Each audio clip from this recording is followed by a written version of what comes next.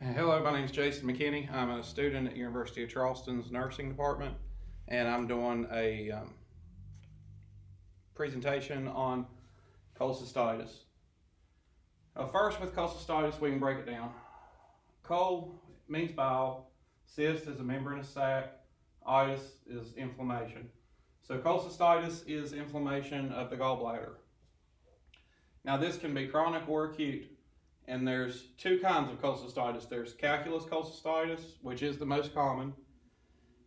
It is a gallbladder stone that obstructs bile, that obstructs the outflow of bile. And what it does is it causes the remaining bile causes a chemical reaction that can cause autolysis and edema and even perforation.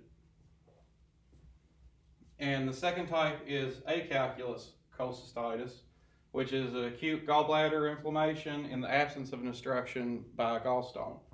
And this is caused by major surgery, trauma, burns, or orthopedic procedures.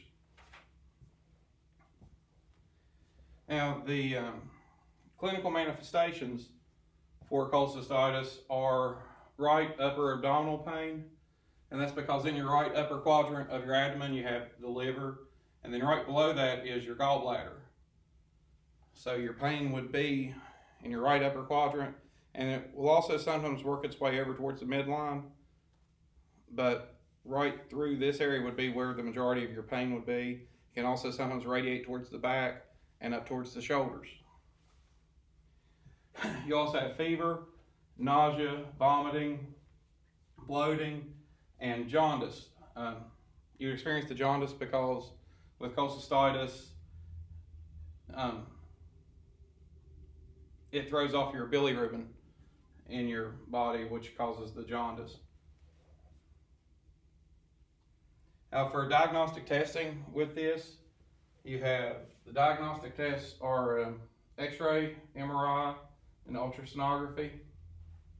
And with the labs, you'll have an increased level of alkaline phosphatase, lactate dehydrogenase, aspartate aminotransferase, elevated bilirubin, and also your white blood cells will be elevated a lot of the time.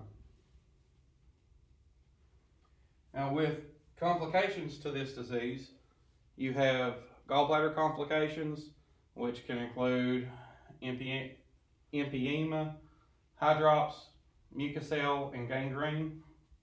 You can also develop chronic cholecystitis and cholangitis.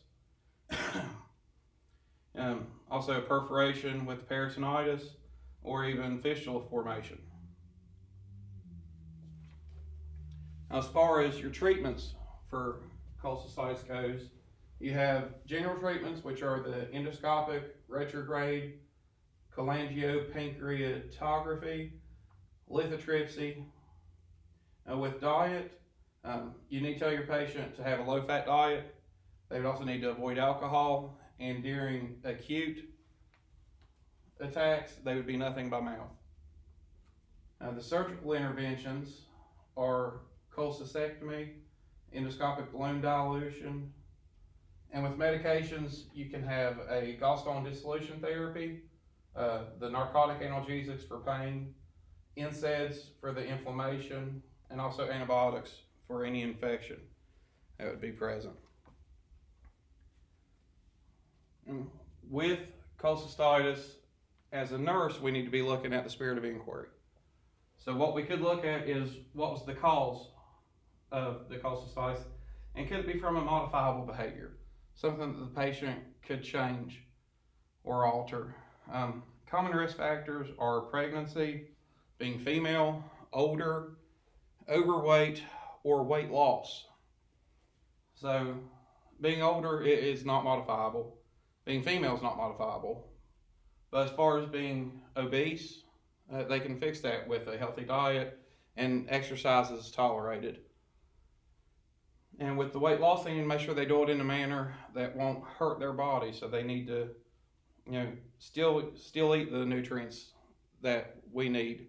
They need to exercise as tolerated, not push themselves too hard to cause other injuries or problems.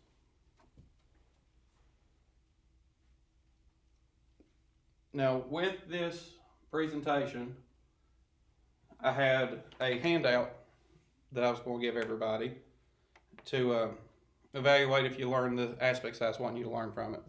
So the questions on the handout was, one, what is cholecystitis? And it says right here, cholecystitis is inflammation of the gallbladder. It can be chronic or acute. 2 was, what are the diagnostics and labs that you can see from this? And diagnostics were X-ray, MRI, and ultrasonography. And the increased labs was the alkaline phosphatase, the lactate dehydrogenase, aspartate, aminotransferase, the bilirubin, and the white blood cells.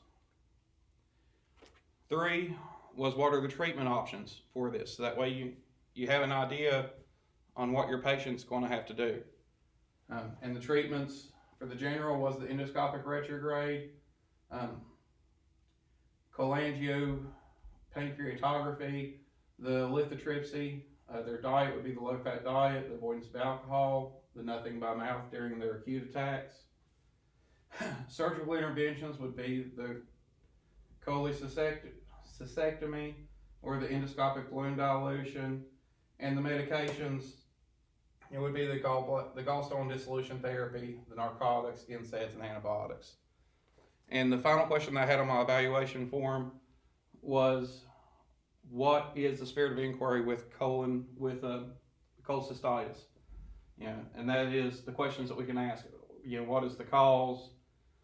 What could it be from? Is it a modifiable risk factor that can be adjusted for the future, or is it something that the patient can't do anything to change? Hopefully this helped inform you about some of the signs and symptoms, the pathophysiology and the treatments for cholecystitis. And I appreciate your time. Thank you very much.